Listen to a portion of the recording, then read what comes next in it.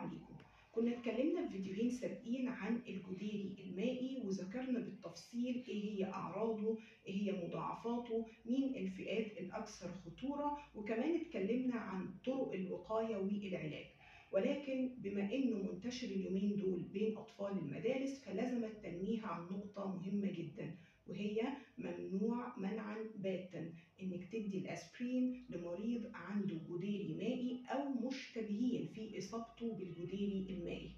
وده ليه؟ لانه ممكن يؤدي الى الاصابه بحاجه اسمها متلازمه ري او ريز سيندروم، وده عباره عن اضطراب ممكن يصيب جميع اعضاء الجسم، ولكن الاكثر تضررا بيكون المخ والكبد.